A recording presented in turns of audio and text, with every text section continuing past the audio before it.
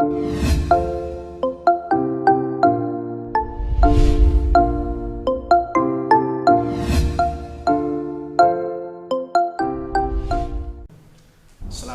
pagi anak-anakku sekalian yang saya cintai, saya banggakan. Selamat bertemu kembali dalam sesi virtual pelajaran Aswaja yang pada hari ini kita mulai masuk pada materi yang pertama.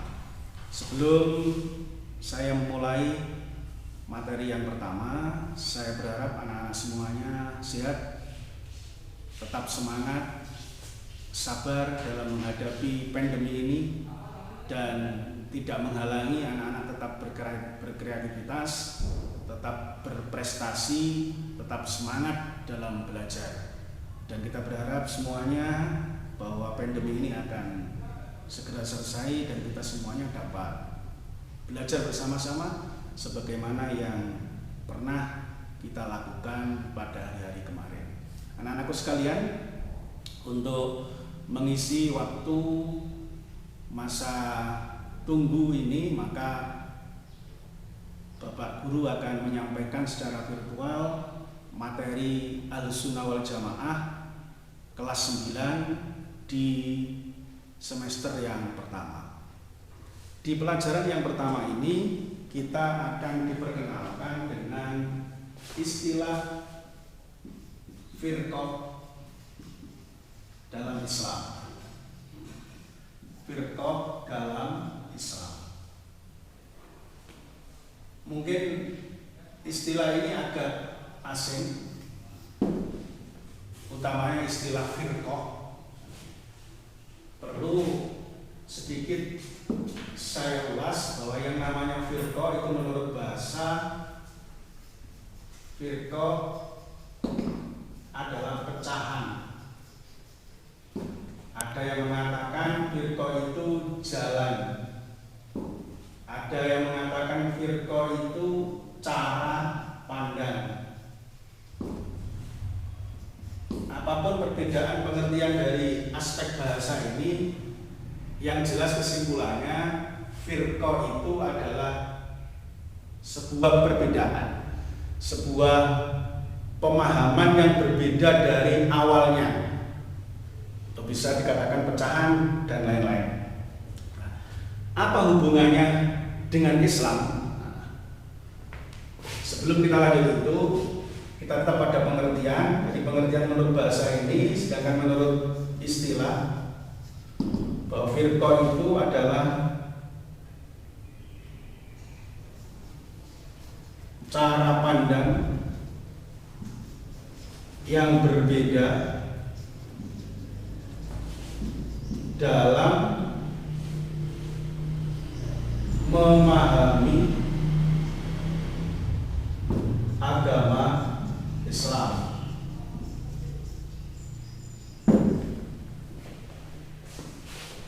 Pengertian menurut bahasa, pengertian menurut istilah, atau secara etimologi dan terminologi. Saya ulang sekali lagi, menurut pengertian bahasa, firqah itu adalah pecahan atau cara pandang yang berbeda, sedangkan menurut istilah adalah cara pandang yang berbeda dalam memahami agama Islam.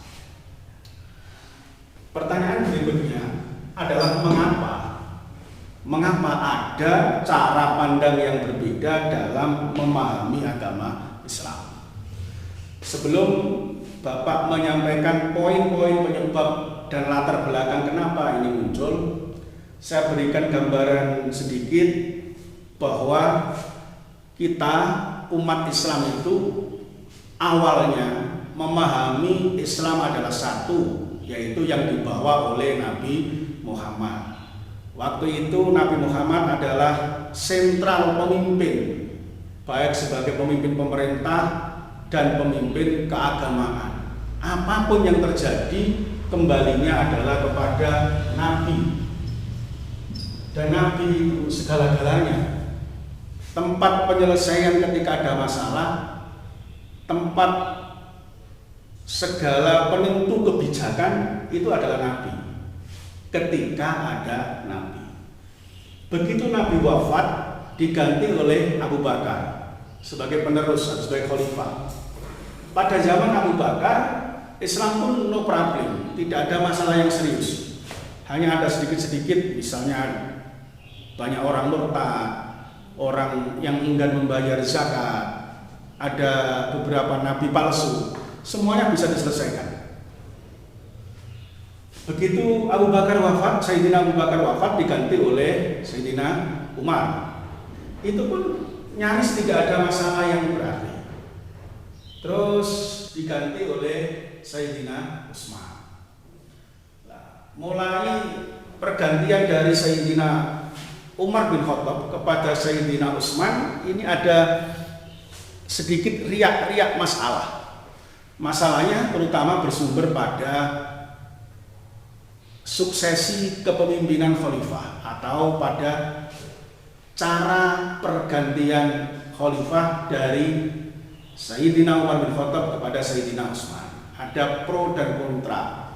Ada yang menghendaki dari Umar itu, dari sepeninggal Sayyidina Umar itu penggantinya adalah Ali bin Abi Thalib. Dan ada yang menghendaki, satu sisi menghendaki Utsman bin Affan.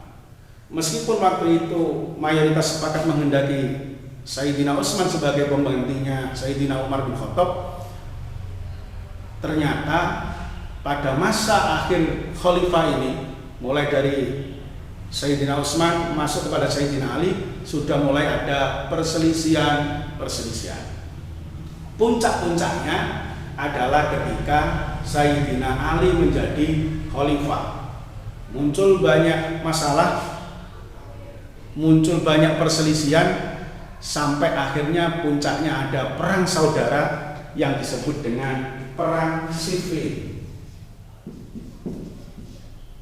Dinamakan perang Siffin karena terjadi di Bukit Siffin. Ada nama juga menyebut perang Jamal atau perang berunta, karena waktu itu Sayyidina Aisyah ikut dan naik unta. Perang Siffin atau perang Jamal ini adalah perang saudara antara Sayyidina Ali versus Muawiyah. Kedua-duanya adalah orang Islam, dan kedua-duanya ini masih ada ikatan keluarga, cuma beda pandang dalam masalah khalifah, sehingga mengakibatkan perang, mengakibatkan perpecahan. Pak Guru tidak mengungkap, yang jelas ada perpecahan, peperangan sesama saudara, yaitu kelompok pro Ali bin Abi Thalib dan pro Muawiyah. Nah, dari peperangan inilah muncul dampak. Dampaknya adalah firqah, adanya perpecahan. Ada muncul golongan-golongan. Golongan yang pro Ali, mendukung Ali, mendirikan golongan sendiri. Yang mendukung Muawiyah, mendirikan golongan sendiri. Yang netral, tidak mendukung pun melahirkan golongan sendiri. Sehingga kalau ditanya mengapa terjadi firqah, maka jawabannya adalah satu, karena perebutan kekuasaan. Dalam hal ini adalah kekhalifahan, masalah kekhalifahan. Yang kedua, karena fanatisme buta. Fanatisme buta itu maksudnya begini. Waktu itu yang mendukung Ali begitu kuatnya mendukung Ali, yang Muawiyah begitu kuatnya mendukung Muawiyah, dan ada kelompok lain juga punya kekuatan sangat mendukung kelompoknya itu sendiri. Sehingga fanatisme yang buta ini tanpa kontrol, maka melahirkanlah firqah atau pemahaman baru. Yang ketiga, kenapa firqah itu harus muncul? Satu, karena pengaruh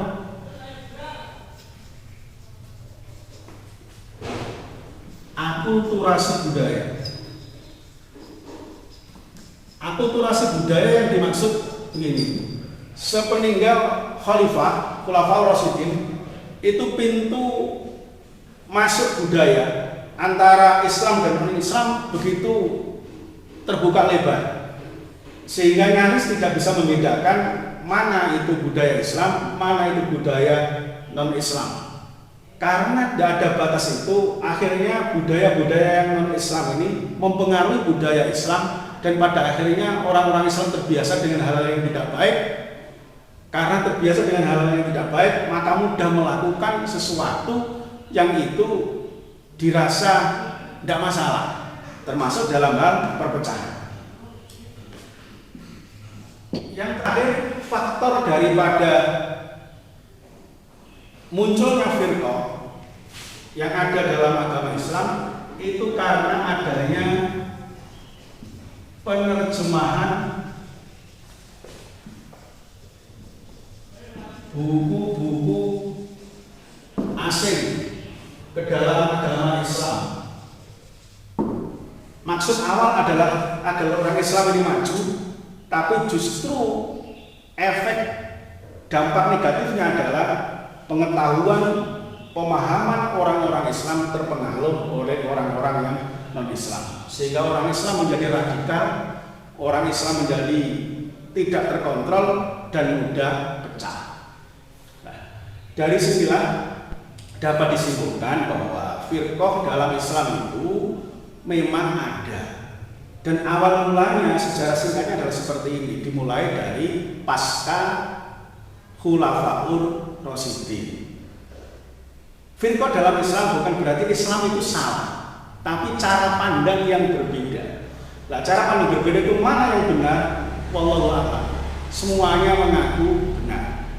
Kita hari ini posisinya ada di aswaja, firqah yang ada pada kelompok Ahlussunnah wal Jamaah. Dan aswaja muncul adalah sebagai koreksi dari firqah-firqah yang ada, dievaluasi mana hal-hal yang tidak tepat, sehingga memunculkan paham aswaja itu yang menamakan diri bahwa aswaja adalah kelompok pengikut setia ajaran Nabi, ajaran para sahabat, dan ajaran para ulama salafus saleh. Barangkali sementara itu anak-anak sekalian untuk materi pertama di kelas 9 ini, yakni terkait dengan firqah atau cara pandang yang berbeda dalam agama Islam. Kita akan lanjut pada kesempatan yang lain. Tetap semangat dan mudah-mudahan semuanya sehat. Saya akhiri. Wallahul muwaffiq ila aqwamit thoriq. Assalamualaikum warahmatullahi wabarakatuh.